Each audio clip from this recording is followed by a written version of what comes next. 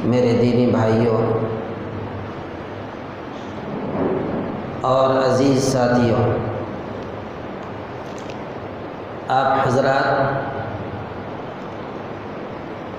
نبی کریم صلی اللہ علیہ وسلم کی سیرت، اسلامی تاریخ کے آئینے میں سماعت فرما رہے ہیں۔ بات یہ چل رہی تھی کہ حضرت حمزہ اور حضرت عمر رضی اللہ تعالی عنہما یہ دونوں کے دونوں کس طرح ایمان اور اسلام لائے۔ اللہ نے ان کو ایمان کی دولت سے مالا مال فرمایا، تو حضرت عمر رضی اللہ تعالی عنہ کے ایمان لانے سے پہلے لوگ خاموشی کے ساتھ اذان اور نماز دار ارقم ہی کے اندر کر لیا کرتے تھے، لیکن حضرت عمر رضی اللہ تعالی عنہ نے جب ایمان قبول کیا اور اسلام لے آئے تو آپ نے حضرت صلی اللہ علیہ وسلم سے فرمایا کہ اب اذان بھی کھلے عام ہوگی اور نماز بھی خانہ کعبہ کے اندر علل اعلان ہوگی۔ تو مطلب یہ ہوا کہ کھلم کھلا نمازیں پڑھی جانے لگی۔ یہی وجہ ہے کہ ابن حجر رحمۃ اللہ علیہ نے اپنی کتاب میں ایک بات لکھی ہے، اول من اسلم علانیۃ فہو عمر، کہ سب سے پہلے اسلام لانے والے علانیہ یعنی کھلے عام وہ حضرت عمر رضی اللہ تعالیٰ عنہ۔ اس کے بعد قطع موالات، یعنی جب اسلام اور مسلمانوں کی ترقی قریش کو برداشت نہیں ہوئی تو انہوں نے بائیکاٹ کا بھی اعلان کیا۔ وہ کس طرح کیا؟ حضرت عمر رضی اللہ تعالی عنہ کے اسلام لانے کے وقت مکے میں مسلمانوں کی جو تعداد تھی وہ تقریباً 40 تھی، اور ملک حبشہ میں جو رہنے والے مسلمان تھے اس تعداد کے علاوہ تھے۔ ان مسلمانوں کی تعداد بھی تقریباً 100 تھی، تو اس طرح سے اگر دونوں کو ملا دیں تو 140 مسلمان ہوئے۔ حضرت عمر رضی اللہ تعالی عنہ کے اسلام لانے سے قریش مکہ کو بڑا صدمہ پہنچا، بڑی تکلیف پہنچی کہ ایک طاقتور حوصلہ مند شخص ان کے ہاتھ سے نکل گیا اور قریش کمزور پڑ گئے۔ ادھر مسلمان خانہ کعبہ میں علل اعلان نمازیں پڑھنے لگے۔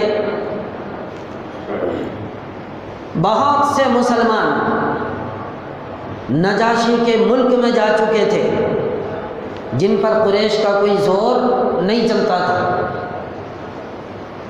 حضرت حمزہ اور حضرت عمر فاروق رضی اللہ عنہما کے مسلمان ہونے کی وجہ سے مکہ کے مسلمانوں پر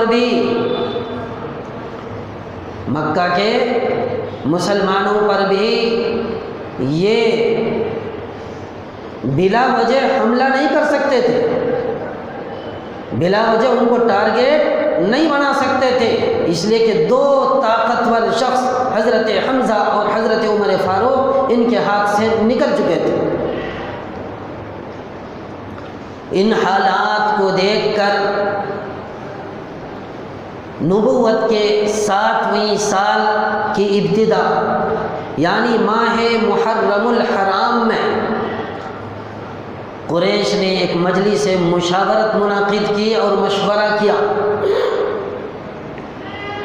مسلمانوں کی روز افزو جماعت کے خطرات سے اپنی قوم کو آگاہ کیا اور اس خطرہ و اندیشہ سے بچے رہنے کے لیے ان کی تدابیر کے اوپر بھی غور و فکر کیا گیا کہ مسلمان دن بہ دن بڑھتے چلے جا رہے ہیں، ان کے خطرات جو ہیں ہمارے اوپر منڈلا رہے ہیں، لہذا ان کے خطروں سے ہمیں بچنے کے لیے کیا تدبیر اختیار کرنی چاہیے۔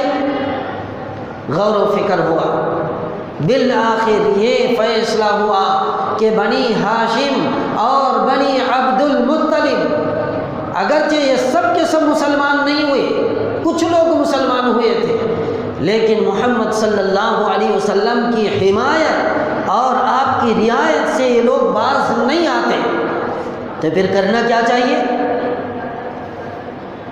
ان لوگوں نے یہ طے کیا کہ اول ابو طالب سے یہ مطالبہ کیا جائے کہ وہ اپنے بھتیجے حضرت صلی اللہ علیہ وسلم کو ہمارے حوالے کر دیں۔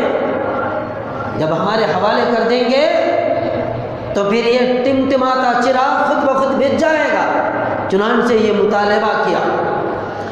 اور اگر وہ اپنے بھتیجے کو ہمارے سپرد کرنے سے انکار کریں تو پھر کیا کیا جائے؟ تو پھر یہ طے ہوا کہ بنو ہاشم اور بنو عبد المطلب سے باضابطہ بائیکاٹ کا اعلان کر دیا جائے، شادی بیاہ ان کے درمیان روک دیا جائے، اسی طریقے سے میل ملاقات ختم کر دیا جائے، سلام و پیام تک بند کر دیا جائے اور ترک کر دیا جائے، کوئی چیز ان کے ہاتھ فروخت نہ کی جائے اور کھانے پینے کی چیز ان تک پہنچنے نہ دیا جائے، اور اس قسم کے سخت اذیت رساں مقاطعات کو اس وقت تک باقی رکھا جائے، اس وقت تک جاری رکھا جائے جب تک یہ لوگ یعنی ابو طالب اپنے بھتیجے کو ہمارے حوالے نہ کر دے۔ چنانچہ قطع موالات کے سلسلے میں ایک عہد نامہ لکھا گیا، باضابطہ لکھا گیا، تمام رؤسائے قریش نے اس پر قسمیں کھائیں کہ ہم اس لکھے ہوئے معاہدے کے اوپر عمل کریں گے، اور اپنے اپنے دستخط بھی اس عہد نامے کے اوپر کیے۔ اس کے بعد اس عہد نامہ کو خانہ کعبہ کے دروازے پر یا دیوار پر لٹکا دیا گیا، مقاطعہ شروع ہو گیا، بائیکاٹ کا اعلان ہو گیا، کوئی چیز ان سے لے نہیں سکتے، کوئی چیز ان کو دے نہیں سکتے، شادی بیاہ ان کے ساتھ نہیں کر سکتے، سلام پیام نہیں کر سکتے، کوئی ان کی حمایت نہیں کر سکتا، ساری باتیں طے ہوگی، اعلان ہو گیا اور اس کے اوپر عمل بھی شروع ہو گیا۔ ابو طالب تمام بنو ہاشم اور بنو عبد المطلب کو لے کر مکہ کے قریب ایک پہاڑی درے پر جا کر محشور ہو گئے۔ جس طرح قید خانے کے اندر مجرم کو بند کر دیا جاتا ہے، یہ لوگ بھی اسی طرح جا کر اس درے کے اندر محشور ہو گئے۔ جس قدر بھی مسلمان تھے وہ بھی ان کے ساتھ اسی درے میں، جسے شعب ابو طالب کے نام سے مشہور ہے اور جانا جاتا ہے، سب کے سب چلے گئے۔ ہاں، ایک شخص بنو ہاشم کا، صرف ابو لہب جس کا نام تھا، یہ اس قید اور نظر بندی سے آزاد رہا۔ کیوں؟ اس لیے کہ یہ مسلمان نہیں ہوا تھا، یہ کفار قریش کے ساتھ تھا۔ غلہ وغیرہ جو کچھ بھی یہ بنو ہاشم اپنے ساتھ لے کر گئے تھے، وہ سب کے سب کب تک کام آ سکتا تھا؟ ایک محدود اور ایک مختصر سا سامان تھا، سارے غلے ختم ہو گئے، ان لوگوں کو کھانے پینے کی پریشانیاں شروع ہو گئیں، کھانا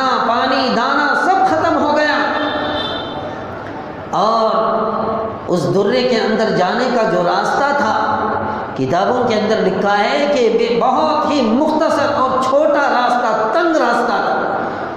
ایک آدمی جا تو سکتا تھا لیکن ادھر سے نکلنے میں بڑی دشواری ہوتی تھی، ایسی جگہ تھی وہ۔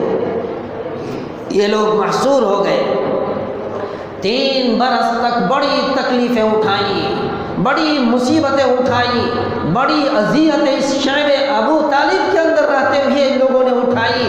سب کے سب پریشان حال ہو گئے، کھانا ختم، پانی ختم، اور یہ محصور لوگ باہر بھی نہیں نکل سکتے۔ پھر کرنا کیا؟ کہتے ہیں کہ ایام حج کے اندر یہ محصور لوگ نکل سکتے تھے۔ کیوں؟ اس لیے کہ اذن عام ہوتا تھا، کسی کو کوئی رکاوٹ ان زمانے کے اندر نہیں ہوتی تھی۔ اس لیے ایام حج میں جہاں اور لوگ پھرتے، بازار جاتے، کھاتے پیتے، چیزوں کو خریدتے، اسی طرح ان محصورین کو بھی اجازت تھی، لہذا یہ لوگ بھی باہر جاتے اور کھانے پینے کا سامان تھوڑا بہت اکٹھا کر لیتے اور ذخیرہ کر کے پھر کچھ دن تک کے لیے رکھ لیتے۔ لیکن کب تک وہ کام آ سکتا تھا؟ کافی دنوں تک یہ لوگ اسی طرح گزر بسر کرتے رہے۔ حضور علیہ الصلوۃ والسلام بھی ان ایام میں باہر نکلتے، اور بہت سارے لوگ جو باہر سے آئے ہوئے ہوتے ان کی خدمت میں پہنچتے، ان کو اللہ کے دین کی دعوت دیتے، ان کی تبلیغ کرتے، دین اسلام کی تعلیم ان کے سامنے رکھتے۔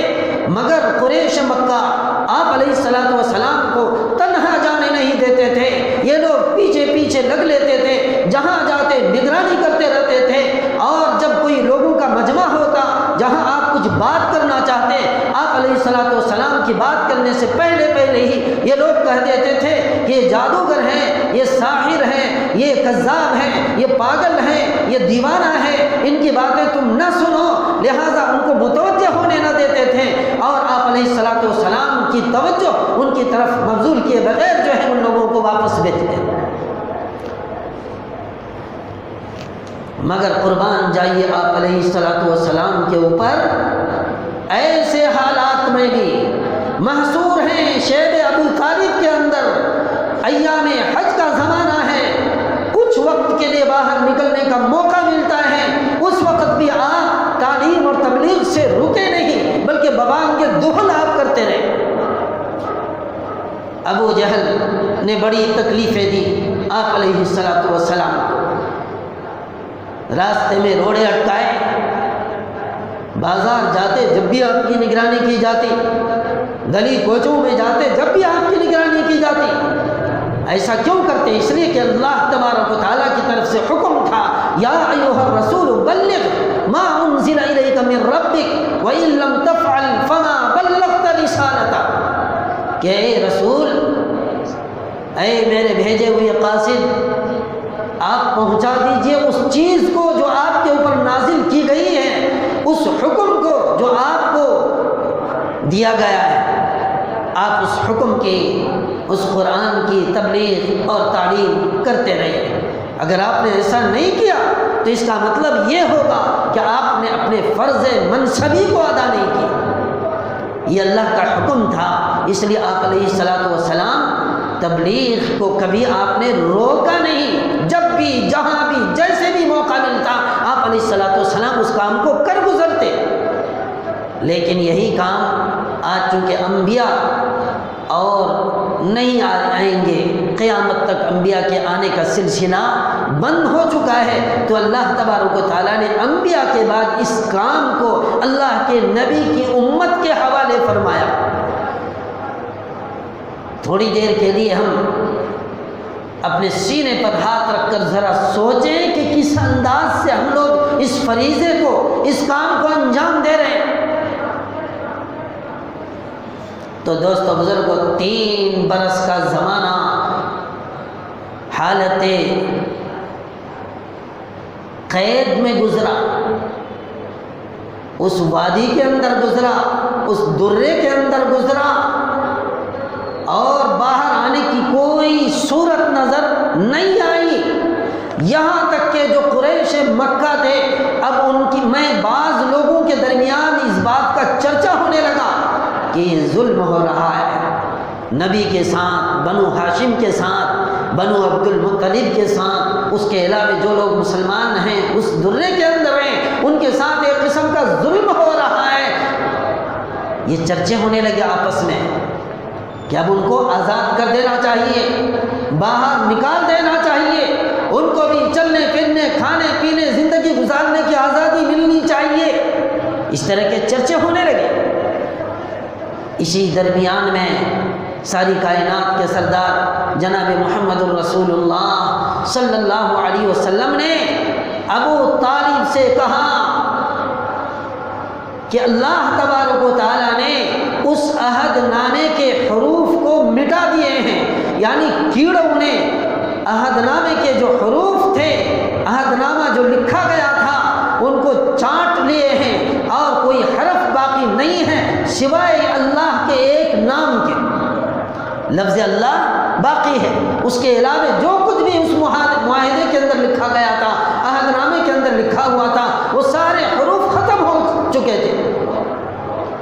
اللہ کے نبی صلی اللہ علیہ وسلم کا ابو طالب کو یہ کہنا تھا کہ آپ اس گھاٹی سے باہر نکلنے کے بعد جو ہے آپ نے قریش مکہ کو یہ بات سنائی کہ نبی کریم صلی اللہ علیہ وسلم نے، محمد نے اس بات کی خبر دی ہے، اطلاع دی ہے کہ یہ جو عہد نامہ تھا، جو معاہدہ تھا، اس کے حروف مٹ چکے ہیں، دیمک کے کیڑوں نے اسے کھا لیا ہے، چاٹ لیے ہیں، وہاں صرف لفظ اللہ کا نام باقی ہے۔ تم جا کر دیکھو، اگر یہ خبر صحیح ہے، یہ خبر صحیح ہے تو پابندیاں اٹھ جانی چاہیے اور یہ قطعی موالات کا سلسلہ جو ہے یہ ختم ہو جانا چاہیے۔ نبی کریم اور آپ کے ساتھیوں کو اس درے سے نکال کر باہر لانے کے لیے اعلان کرنا چاہیے۔ اتنا سننا تھا، قریش مکہ کو گھبراہٹ ہوئی، پریشان ہوئے، سب لوگ دوڑے ہوئے، بھاگے ہوئے گئے، جا کر دیکھا اس عہد نامے کو تو واقعتاً اس عہد نامے کے اندر سے سارے کے سارے حروف مٹے ہوئے تھے، دیمک نے اسے چاٹ لیا تھا، باقی کیا تھا؟ صرف ایک اللہ کا نام، اور یہ قیامت تک اور اس کے بعد تک بھی صرف اللہ ہی کا نام باقی رہے گا۔ کل من علیہا فان ویبقى وجہ ربک ذو الجلال والاکرام، دنیا کی ساری چیزیں ختم ہو جائیں گی، مٹ جائے گی، اگر کوئی نام باقی رہے گا تو صرف اللہ کا نام باقی رہے گا۔ چنانچہ جب قریش نے اس کو دیکھا تو سب کے سب ہکا بکا ششدر رہ گئے، یہ معاملہ کیا ہے؟ اگر کیڑے کھاتے تو اللہ کے نام کو بھی کھا لینا تھا، لیکن اللہ کا نام جیسا تھا ہو بہو ویسا ہی باقی ہے، اس کے علاوہ معاہدے کے سارے حروف مٹ چکے ہیں۔ چنانچہ مجبور تھے، ان لوگوں نے جو ہے اعلان کرنا پڑا، اعلان کیا گیا کہ اب جو ہے بنو ہاشم، بنو عبد المطلب اور نبی کریم صلی اللہ علیہ وسلم سب کے سب جو ہے آزاد ہیں، مقاطعہ آج سے ختم ہوتا ہے، پابندیاں اٹھا لی جاتی ہیں، پابندیاں اٹھا لی گئی۔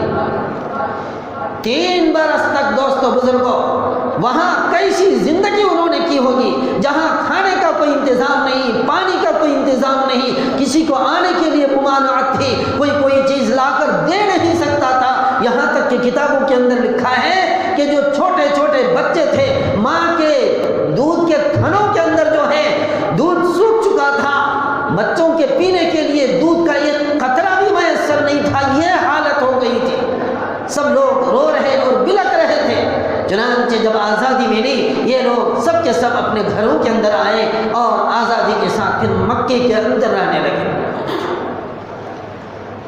آزادی کے ساتھ مکے کے اندر اپنے گھروں میں رہنے تو لگے۔ اب ایک عام خیال لوگوں کے ذہن میں یہ آ سکتا ہے کہ اب جو ہے قریش مکہ ان لوگوں کو کوئی تکلیف نہیں دیں گے۔ کیوں؟ اس لیے کہ جو معاہدہ تھا وہ ختم ہو گیا، اب ان لوگوں کے لیے عام لوگوں کی طرح زندگی گزارنے کا راستہ ہموار ہو گیا، آسان ہو گیا، عام فہم الفاظ میں یہ بات سمجھ میں آتی ہے، لیکن ایسا نہیں ہوا۔ ان لوگوں نے اور زور ڈالے۔ تو دوستو ہم بھی اللہ کے بندے ہیں، نبی کریم صلی اللہ علیہ وسلم کی امت میں ہیں، قید ہو کر آپ حضرات نے محصور ہو کر جو زندگی گزاری، اس کے باوجود بھی دین کے اندر ڈٹے رہے۔ چند لمحوں کے لیے ہمیں بھی یہ بات سوچنی چاہیے کہ ہم کیا کر رہے ہیں دین کے خاطر، مذہب کے خاطر، اسلام کے خاطر، ایمان کے خاطر۔ ہم کون سی جواب داریاں جو ہیں پورا کر رہے ہیں، تھوڑی دیر کے لیے سوچنا چاہیے۔ لیکن صحابہ اللہ اکبر جو ایمان لائے تھے، استقامت کے ساتھ ان کا ایمان ڈاواں ڈول نہیں ہوا، بلکہ ڈٹے رہے اور دین اسلام کا کام انجام دیتے رہے۔ لیکن ہم کیا چاہتے ہیں کہ کفار مشرکین کے ساتھ ان کے دوش بدوش چلتے رہیں، ان کی ہر بات میں ہاں کہیں۔ اللہ کو راضی کرنے کی، خوش کرنے کے بجائے ان کفار مشرکین کو خوش کریں گے تو ہماری زندگی اچھی ہوگی اور ہم مسلمان بھی باقی رہیں، یہ سوچتے۔ صحابہ کی ترقی کے کا خواب ہم دیکھتے ہیں، لیکن کفار و مشرکین کے دوش بدوش چل کر جو ہے ہم اپنے اسلام کو ترقی دینا چاہتے ہیں، یہ کیوں کر ہو سکتا ہے؟ اللہ ہماری حفاظت فرمائے۔ بہرحال 3 سال کا زمانہ جو گزرا، بڑا خطرناک زمانہ گزرا۔ انسان کسی انسانیت کے ناطے کسی انسان کو بھی ایسی تکلیف نہیں دینا چاہیے۔